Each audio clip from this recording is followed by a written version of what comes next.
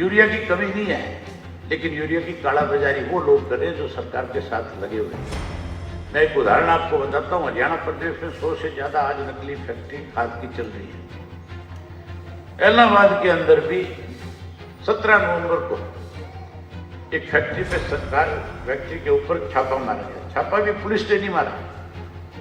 वहां के जो किसान थे, जो किसान संगठन बना हुआ था, उनको एक जानकारी मिली कि यहाँ पे प्राइवेट फैक्ट्री के अंदर खाद बनाई जाती है। जो नकली खाद है उस खाद को जो है अलग अलग जो समितियां बनी हुई हैं, उन समितियों के माध्यम से समितियों के सचिवों के साथ मिलकर के सस्ती और नकली खाद को महंगे रेट में बेचा जा रहा है। जब किसान इकट्ठा होकर के उस फैक्ट्री के ऊपर गए और फैक्ट्री के मालिक ने जब उनका विरोध किया, जब उन्होंने उसको पकड़ लिया, तो फिर उस दौरान पुलिस को इत्तला की और पुलिस मौके पे पहुंची। 450 बैग तो नकली खाद के पकड़े गए और उसके साथ जो है कोई हजारों बैग ऐसे खाली थे जिनके ऊपर किसी पे इफको लिखा हुआ था, किसी पे एनएफ लिखा हुआ था, किसी पे प्रभु को लिखा हुआ था, जिसमें नकली खाद पैक करके लोगों को दी जा रही थी।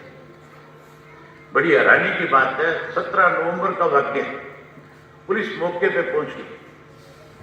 जो फैक्ट्री चलाने वाले लोग थे, उन लोगों के खिलाफ बाई नेम पर्चा दर्ज हो गया। 4 लोग उसमें इन्वॉल्व पाए गए। पुलिस ने उनको थाने में लेकर के गई, खाद थाने में लेकर के गए, खाली बैग थाने में लेकर के गए और बाद में ये कह करके कि हम इसकी इंक्वायरी करेंगे, उन 4 को छोड़ दिया गया। 17 नवंबर से लेकर के आज 6 फरवरी होगी।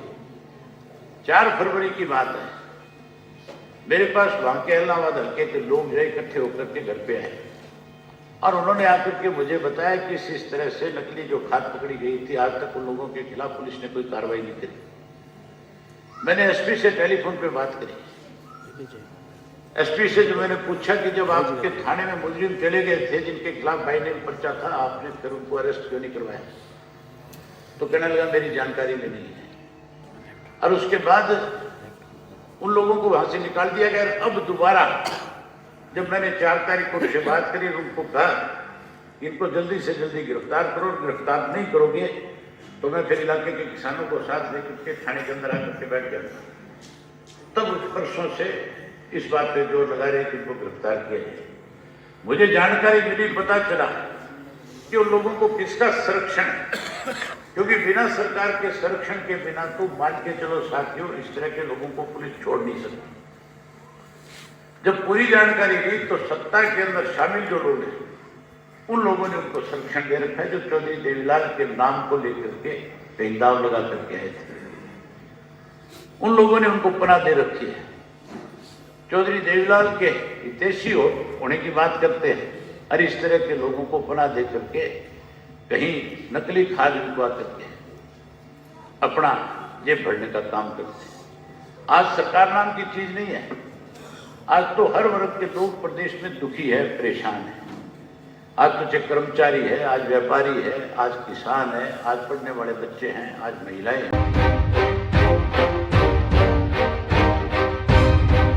भाई अभय सिंह चौटाला जिंदाबाद, भाई अभय सिंह चौटाला जिंदाबाद, इंडियन नेशनल लोकदल जिंदाबाद जिंदाबाद जिंदाबाद। ताऊ देवीलाल अमर रहे, ताऊ देवीलाल अमर रहे। जब तक सूरज चांद रहेगा, जब तक सूरज चांद रहेगा। आदर और सम्मान के योग इंडियन नेशनल लोकदल पार्टी के राष्ट्रीय प्रवक्ता, हिसार जिला के प्रभारी भाई उमेश चौहान जी,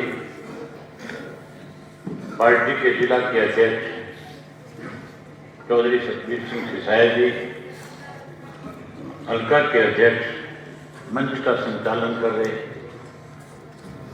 चौधरी कलीराम खेदर जी, पूर्व में जिला परिषद के चेयरमैन रहे अजीत दिदानी जी,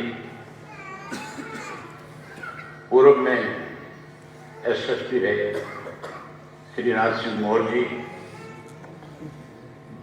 प्रदेश कार्यकारिणी के सदस्य भाई सुरेंद्र लांबा जी, आपके अक्षर के प्रभारी श्री ओम प्रकाश श्रीवास्तव जी,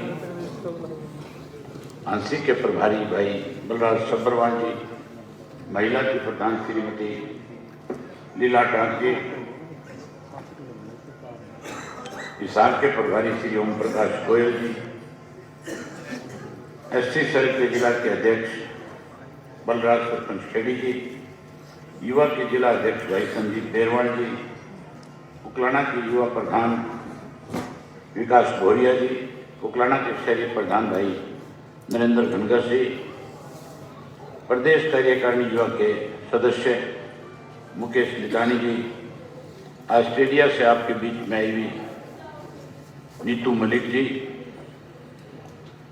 मूर्ति गेबीपुर जी और भाई सुभाष किरमारा जी, मंच पे मेरे साथ बैठे हुए जिला के हल्का के प्रदेश तक के सभी नेतागण, आज के इस कार्यकर्ता के सम्मेलन में आए हुए उकलाना हल्का के पार्टी के बहुत ही वरिष्ठ कर्मठ मेहनत कार्यकर्ता साथियों, पत्रकार छायाकार दोस्तों, सबसे पहले आपसे इस बात के लिए माफी चाहूँगा कि जो समय आपको दिया था उस समय के अनुसार आपके बीच में आने का मजबूरी रही। बीच में पार्टी के साथियों ने, जहाँ मेरे कार्यक्रम थे नहीं, अपनी मर्जी से उन लोगों ने कार्यक्रम रखे हुए थे। अगर उन कार्यकर्ताओं की हाजिरी ना लगाता तो महसूस करते, इसलिए लेट हुआ है, इसके लिए माफी चाहूँगा। आप काफ़ी समय से बैठे हो, आपका ज़्यादा समय भी नहीं लूँगा। मेरे से पहले सब साथियों ने सारी बातें बड़े विस्तार से आपके सामने रखी। प्रदेश और देश में आज किस किस्म के हालात हैं, इन पे बड़े खुल करके चर्चा करें। पिछला एक वर्ष कैसा निकला उस पर भी चर्चा हुई। इन सब बातों को अगर दोहराऊंगा तो समय लग जाएगा।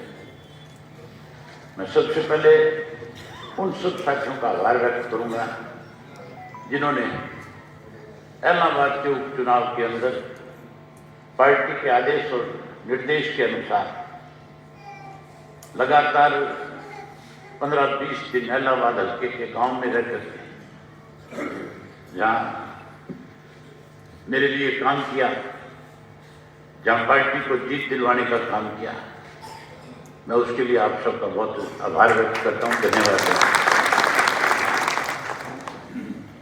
इलाहाबाद का जो चुनाव था साथियों, उस चुनाव से न केवल आपके पार्टी को मजबूती मिली, बल्कि उस चुनाव में एक चीज खुल करके सामने आई थी। मैं हमेशा कहता था कि आज प्रदेश में विपक्ष का नाम की चीज नहीं है। आज विपक्ष का नेता जो है भारतीय जनता पार्टी के साथ मिला हुआ है। आज बीजेपी की बी टीम के रूप में काम करता है।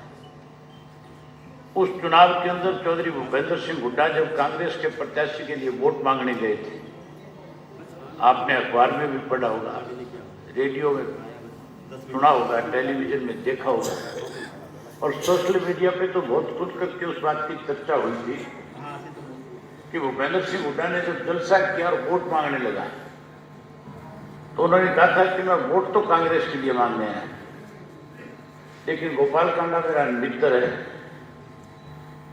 मेरा दोस्त है, आप गोपाल कांडा का भी ख्याल रखना। इनडायरेक्ट वे में उन्होंने भारतीय जनता पार्टी के लिए वोट भी मांगने का काम किया। इस चुनाव में सारे लोग इकट्ठे थे और सबकी मंशा थी कि किसी तरीके से अभय सिंह को चुनाव से बाहर किया जाए, इस चुनाव में उनको हराया जाए। सरकार ने अपनी तरफ से कोई कसर नहीं छोड़ रखी थी। जहां सरकारी मशीनरी का दुरुपयोग हो रहा था, वहां मतदाताओं को तरह तरह के लालच दिए जा रहे थे। मतदाताओं को लुभाने के लिए हर तरह के उच्चे हथकंडे अपनाए गए। जिस किसी ने भी सरकार के सामने कोई भी डिमांड रखी, जिन मंत्रियों की ड्यूटी थी, बीजेपी के लोगों की ड्यूटियां थी, जेजेपी के लोग जो उस चुनाव में मेरे खिलाफ गए हुए थे, उन सब ने, किसी ने अगर कहा मेरे ढाणी में बिजली लगा दे तो हम कर लें, किसी ने कहा मेरा मुंगा बड़ा करा दे, किसी ने कहा मेरा घर पक्का करा दे। मेरे खेत तक की सड़क बना दे, किसी ने कहा मेरे बच्चे को नौकरी लगा दे। हर तरह की जो भी डिमांड लोगों ने उनके सामने रखी, उन्होंने सरकारी मशीनरी का दुरुपयोग करते हुए उन लोगों को प्रलोभन देने में कोई कसर नहीं छोड़ी। एक गांव के अंदर तो कुछ बच्चे इकट्ठे हो गए और उन्होंने एक बुजुर्ग को आगे कर दिया कि तू जाकर के इस बात की डिमांड कर कि बच्चे बेरोजगार है, नौकरी नहीं लगे, इसलिए इन बच्चों की शादी नहीं हो रही, इनकी शादियां भी करा दो। और सत्ता में बैठे लोगों ने कहा कि आप चिंता मत करो, हम इनको नौकरी लगा देंगे, इनकी शादी का इंतजाम भी कर देंगे। यहां तक कि 10-10, 15-15 हजार रुपया वोट का भी उन्होंने लालच के रूप में गरीब आदमियों को देने का काम किया। उसके बावजूद आप लोगों की मेहनत थी, आप लोगों ने जहां अपनी पार्टी की बात रखी, जहां आपने चौधरी देवीलाल की नीतियों का बखान किया और जहां आपने खुद करके भाजपा की कांग्रेस की पोल खोलने का काम किया, उसी का नतीजा था कि आप इलाहाबाद का चुनाव जीते और कांग्रेस और बीजेपी की पोल खुली। जहां साथियों पिछले 1 वर्ष में जो हालात रहे, जो किसी के 3 काले कानून बने और जिन कानूनों की वजह से देश के किसान को 1 वर्ष तक अपना घर बार परिवार खेत सब कुछ छोड़ करके पंजाब के किसान को, राजस्थान के, उत्तर प्रदेश के, राजस्थान के, मध्य प्रदेश के किसान को दिल्ली के बॉर्डर पे बैठ करके लाखों की संख्या में इकट्ठे होकर के आंदोलन करना पड़ा, लड़ाई लड़नी पड़ी कि कानून वापिस हो। 1 वर्ष लगातार आपने संघर्ष किया और 1 वर्ष के बाद जब ये बाई इलेक्शन आए और इस बाई इलेक्शन के अंदर जो नॉर्थ इंडिया की 9 सीटों पे चुनाव हो रहे थे, 9 की 9 सीट पे जब भाजपा के उम्मीदवार हारे, तो फिर नरेंद्र मोदी जी को इस बात का एहसास हुआ कि अब अगर मैंने कानून वापिस नहीं दिए तो आने वाले समय में जब उत्तर प्रदेश का विधानसभा का चुनाव हुआ तो तेरी पार्टी का सुपड़ा साफ हो जाएगा।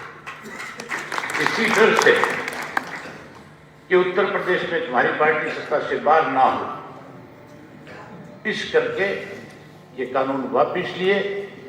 जहां कानून वापिस लिए देश की सरकार ने, वहीं हमारे प्रदेश की सरकार ने चौथा कृषि का काला कानून और बना दिया।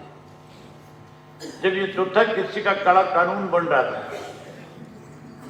आप सारे खेती करने वाले लोग, आपकी जानकारी है कि चौथा कोई ऐसा कानून हमारे प्रदेश में बना जिससे आने वाले समय में किसान के सामने दिक्कत आई? कोई है जानकारी क्या तुम्हें? जानकारी इसलिए नहीं है कि जब ये कानून बन रहा था उस वक्त मैं विधानसभा का सदस्य नहीं था और कांग्रेस के लोग जो है जब ये कानून बन रहा था उनकी जिम्मेवारी बनती थी कि इस कानून का कड़ा विरोध करते, इस कानून के लिए सरकार के सामने मजबूती के साथ खड़े हो जाते और सरकार को मजबूर करते। अगर विधानसभा के अंदर इसके ऊपर चर्चा करते, लड़ाई लड़ते तो फिर आपको इस बात की जानकारी जहां विधानसभा के सेशन से मिलती, वहीं अखबार के जरिए भी आपको पता लगता, सोशल मीडिया के जरिए भी आपको पता चलता। लेकिन कांग्रेस के लोग तो जब ये बिल आ रहा था उस वक्त वॉकआउट कर रहे थे। कांग्रेस के लोग इसका विरोध करने के बजाय इस पर चुप्पी साध करके बैठ गए थे। अगर मैं उस वक्त विधानसभा का सदस्य होता तो हर हालत में सरकार को इस बात के लिए मजबूर करता कि आप इस तरह का कानून बना करके हरियाणा प्रदेश के किसान को परेशान नहीं कर सकते। जो कानून बना है साथियों, मैं आपकी जानकारी के लिए बताना चाहूंगा कि डिप्टी कमिश्नर को एक ऐसी ताकत दे दी है कि डिप्टी कमिश्नर जिसकी तय मर्जी जमीन को 48 घंटे का नोटिस देकर के एक्वायर कर सकता है और एक्वायर के लिए भी कोई और रेट नहीं लगेगा। आज जो रेट सरकार की तरफ से जमीनों के तय किए गए, जिसको हम सर्कल रेट कहते हैं, उस सर्कल रेट के हिसाब से जैसे उकलाना के साथ लगते हुए किसान के खेत हैं, जमीन का दाम तो 2 करोड़ रुपए 3 करोड़ रुपए एकड़ होगा, लेकिन सर्कल जो रेट होगा वो मुश्किल से 20 या 25 लाख रुपए का होगा।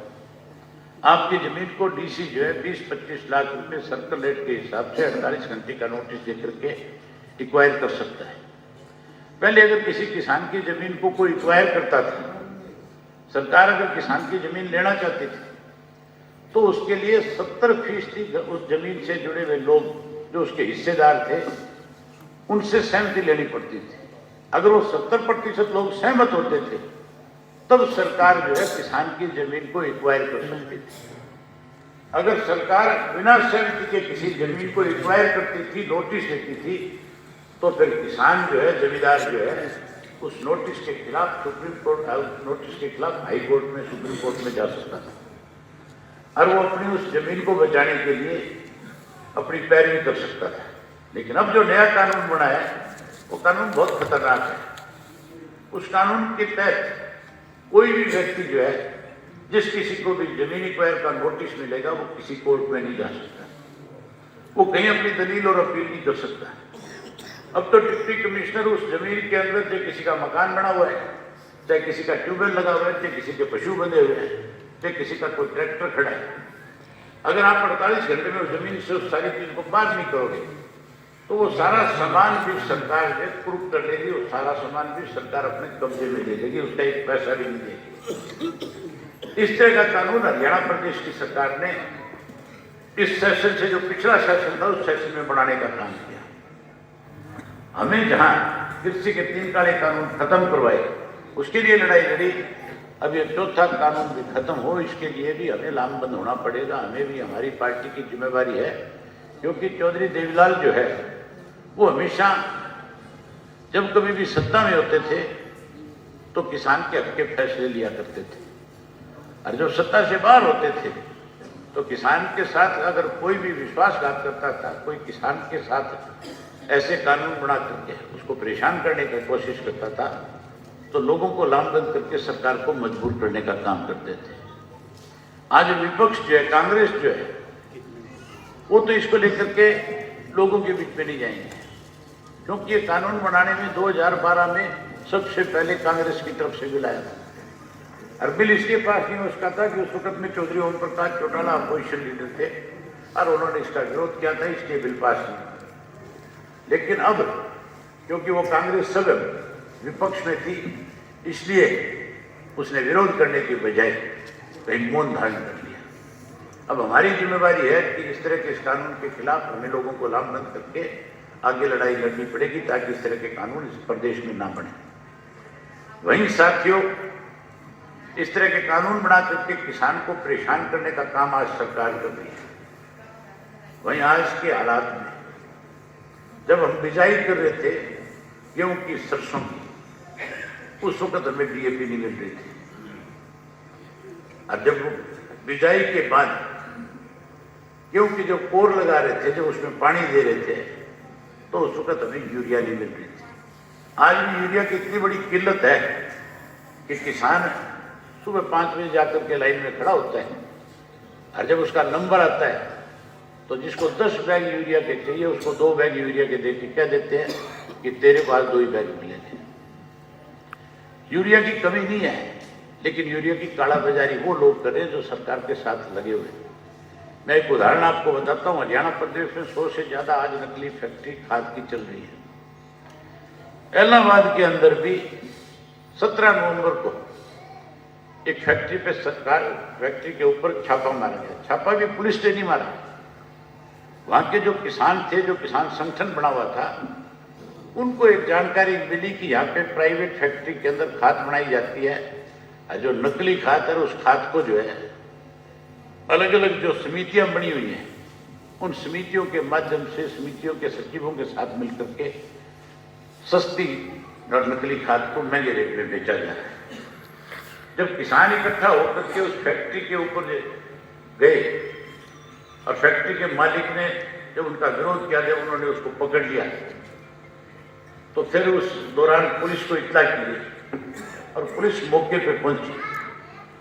450 बैग तो नकली खाद के पकड़े गए, और उसके साथ जो है कोई हजारों बैग ऐसे खाली थे जिनके ऊपर किसी पे इफको लिखा हुआ था, किसी पे एनएफ लिखा हुआ था, किसी पे प्रोमो को लिखा हुआ था, जिसमें नकली खाद पैक करके लोगों को दी जा रही थी। बड़ी हैरानी की बात है, 17 नवंबर का वाक्य है। पुलिस मौके पे पहुंच गई। जो फैक्ट्री चलाने वाले लोग थे उन लोगों के खिलाफ बाई ने पर्चा दर्ज हो गया। 4 लोग उसमें इन्वॉल्व पाए गए। पुलिस ने उनको थाने में लेकर के गई, खाद थाने में लेकर के गए, खाली बैग थाने में लेकर के गए और बाद में ये कह करके कि हम इसकी इंक्वायरी करेंगे, उन 4 को छोड़ दिया गया। 17 नवंबर से लेकर के आज 6 फरवरी होगी। 4 फरवरी की बात है, मेरे पास वहां के इलाहाबाद हल्के के लोग जो इकट्ठे होकर के घर पे आए और उन्होंने आकर के मुझे बताया कि इस तरह से नकली जो खाद पकड़ी गई थी, आज तक उन लोगों के खिलाफ पुलिस ने कोई कार्रवाई नहीं करी। मैंने एसपी से टेलीफोन पे बात करी। एसपी से जो मैंने पूछा कि जब आपके थाने में मुजरिम चले गए थे जिनके खिलाफ बाई नेम पर्चा था, आपने फिर उनको अरेस्ट क्यों नहीं करवाया? तो कहने लगा मेरी जानकारी में नहीं है। और उसके बाद उन लोगों को वहां से निकाल दिया गया। अब दोबारा जब मैंने 4 तारीख को उनसे बात करी, उनको कहा कि इनको जल्दी से जल्दी गिरफ्तार करो, गिरफ्तार नहीं करोगे तो मैं फिर इलाके के किसानों को साथ लेकर के थाने के अंदर आकर के बैठ जाऊंगा। तब उस परसों से इस बात पे जोर लगा रहे कि इनको गिरफ्तार किया जाए। मुझे जानकारी मिली, पता चला कि उन लोगों को किसका संरक्षण, क्योंकि बिना सरकार के संरक्षण के बिना तो मान के चलो साथियों, इस तरह के लोगों को पुलिस छोड़ नहीं सकती। जब पूरी जानकारी दी तो सत्ता के अंदर शामिल जो लोग हैं उन लोगों ने उनको संरक्षण दे रखा है, जो चौधरी देवीलाल के नाम को लेकर के कहीं दाव लगा करके आए थे। उन लोगों ने उनको पनाह दे रखी है।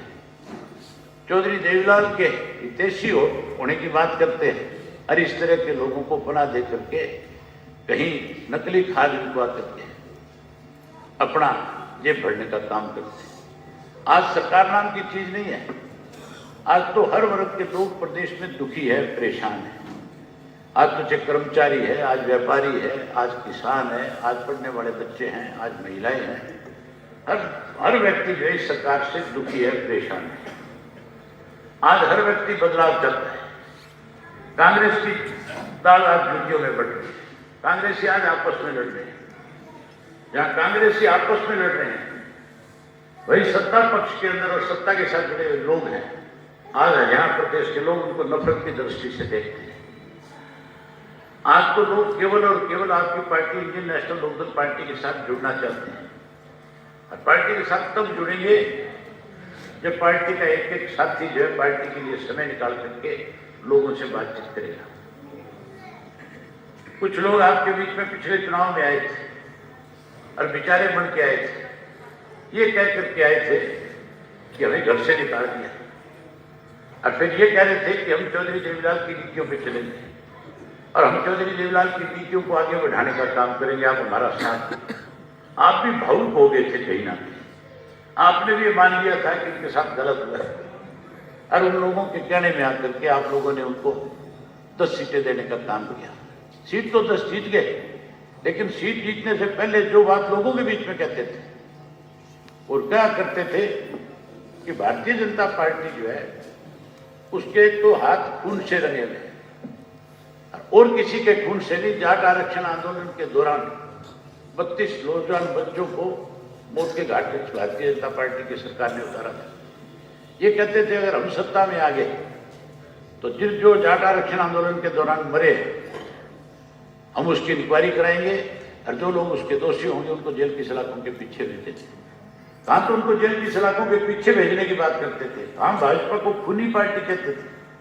कहाँ चौधरी देवीलाल की नीतियों को आगे बढ़ाने की बात करते थे। इन नौजवान बच्चों से कहते थे कि तुम्हें 11,000 रुपये बेरोजगारी भत्ता देंगे, तुम्हें रोजगार दिलाएंगे। ना आज किसी को रोजगार दिया जा रहा, ना आज किसी को बेरोजगारी भत्ता दिया जा रहा, ना चौधरी देवीलाल की नीतियों को आगे बढ़ाया जा रहा है। आज तो चौधरी देवीलाल की नीतियों को खत्म किया जा रहा है। आपको ध्यान होगा चौधरी ओम प्रकाश चौटाला जब चीफ मिनिस्टर थे, चौधरी देवीलाल के नाम से थर्मल पावर प्लांट जो है पानीपत का, जिसकी 6ठी यूनिट बनकर के तैयार हुई थी, उसका नाम रखा गया था चौधरी देवीलाल के नाम से। इसी तरीके से जो केएमपी बनी थी उस केएमपी का नाम भी चौधरी देवीलाल कुंडली मानेसर पलवल एक्सप्रेस वे रखा हुआ था। सबसे पहले भूपेंद्र सिंह हुड्डा ने चौधरी देवीलाल के नामकरण से जो थर्मल पावर प्लांट जो था उसका नाम बदलने का काम किया। जब सत्ता में आया भूपेंद्र सिंह हुड्डा 2005 में, तो उसने उसका नाम बदल दिया। नाम बदला तो इंडियन नेशनल लोकदल पार्टी ने उसका विरोध किया। लाखों लोग पानीपत में इकट्ठा हुए और इकट्ठा होने का नतीजा यह निकला कि भूपेंद्र सिंह हुड्डा को अपना फैसला बदलना पड़ा। उसके बाद बीजेपी की जब सरकार बनी तो फिर भारतीय जनता पार्टी ने चौधरी देवीलाल के नाम से जो पीएमपी एक्सप्रेस वे बना था, जो चौधरी देवीलाल के नाम से था, उसका नाम बदलने का काम किया। और जब उन्होंने उसका नाम बदला तो उस वक्त के अंदर ये दुष्यंत हमारे साथ हुआ करते थे और पार्टी जब विरोध करती थे तो ये सबसे पहले जाकर के खड़े होते थे, कहते थे कि हम किसी भी कीमत के ऊपर इस एक्सप्रेस वे का नाम नहीं बदलने देंगे। जो पत्थर चौधरी ओम प्रकाश चौटाला ने लगाया था उसके साथ खड़े होकर के फोटोआं खिंचाया करते थे। आज पीडब्ल्यूडी डिपार्टमेंट किसके पास है? किसके पास है? अगर चौधरी देवीलाल की रीतियों को आगे बढ़ाना है, चौधरी देवीलाल के नाम को आगे रखना है, तो आज बीजेपी की सरकार किसकी वजह से? उसी की वजह से है। बैठ तो एक मिनट, रोड़ा मचाने से कुछ नहीं होगा, काम करने से बात होगी। अगर वो चौधरी देवीलाल के सच्चे हितैषी तो फिर जिन लोगों की वजह से सरकार चल रही है, आज अगर मान लो हरियाणा प्रदेश में मेरी वजह से किसी की सरकार चलती तो सबसे पहले ये बात लेकर के खड़ा हो जाता कि पहले चौधरी देवीलाल के नाम का जो पत्थर लगा हुआ है नए सिरे से उस पत्थर को लगाओ और उस एक्सप्रेस वे का नाम चौधरी देवीलाल के नाम से रखो ताकि चौधरी देवीलाल की नीति आगे बढ़े। लेकिन इन लोगों को चौधरी देवीलाल से कोई मतलब नहीं है, ये तो लुटेरे हैं बेचारे। ये तो 8%, 10%, 12% पैसे लेकर के लोगों की काम करते हैं, ठेके देते हैं। आज पूरे हरियाणा प्रदेश के अंदर चाहे किसी से भी पूछ लो, चाहे कोई दुकान करने वाला उससे पूछ लो, चाहे कोई रिक्शा चलाने वाला उससे पूछ लो, चाहे कोई चपरासी है उससे पूछ लो, चाहे कोई कर्मचारी है उससे पूछ लो, चाहे आम साधारण किसान है उससे पूछ लो, चाहे किसी महिला और पढ़ने वाले बच्चे से पूछ लो कि हरियाणा प्रदेश के अंदर सबसे ज्यादा भ्रष्टाचार में इन्वॉल्व कौन है, तो सीधे तौर पर कहेंगे कि दुष्यंत सबसे ज्यादा भ्रष्ट आदमी है।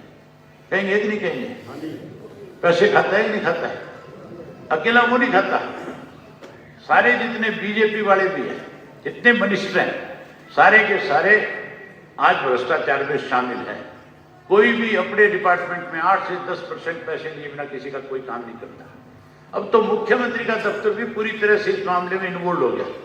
पिछले दिनों पब्लिक सर्विस कमीशन की जो भर्ती हुई थी जिसमें करोड़ों रुपए पकड़े गए थे, मैंने विधानसभा के अंदर ये बात मुख्यमंत्री से कही थी कि मुख्यमंत्री जी, आपके घर में रहने वाले व्यक्ति जो हैं वो इस लेन देन के मामले में शामिल है। मैंने नाम लेकर के बताया था कि तेरा ओएसटी जो है उसका नाम इसमें आया हुआ है जो तेरे घर में रहता है, तो इसका मतलब अगर तेरे घर में रहने वाला व्यक्ति पैसे लेता है नौकरी के नाम पे तो फिर कहीं ना कहीं आशीर्वाद आपका भी है। मुख्यमंत्री मेरी बात का जवाब नहीं दे सका। मुख्यमंत्री केवल ये सफाई देता रहा कि जिन लोगों ने पैसे दिए उनको हमने जेल भिजवा दिया। हमने कहा कि हम जिनका नाम ले रहे हैं, जिन पे आरोप लगा रहे हैं, उनके खिलाफ इंक्वायरी होनी चाहिए। इंक्वायरी करने के बजाय उनको बचाने का काम सरकार कर रही थी। आज हर व्यक्ति भ्रष्टाचार में डूबा हुआ है। आज लोग इनसे तंग है, परेशान है। आज लोग आपके साथ जुड़ना चाहते हैं, इसलिए आपसे निवेदन करने के लिए आया कि संगठन को और मजबूत करने के लिए लोगों से संपर्क करो, ज्यादा से ज्यादा लोगों को आप अपने साथ जोड़ो। आज लोगों का अगर भरोसा किसी राजनीतिक दल पे है तो केवल और केवल इंडियन नेशनल लोकदल पार्टी पे है। आज क्यों बदलाव करते हैं, और बदलाव तभी आएगा जब हमारी पार्टी का एक कार्यकर्ता दिन रात लोगों से संपर्क करके नए सिरे से पार्टी के संगठन को मजबूत करने का काम करेगा। मैं उम्मीद करूंगा कि आप पार्टी के संगठन को मजबूत करोगे। यही बात आपसे कहने और करने आया था।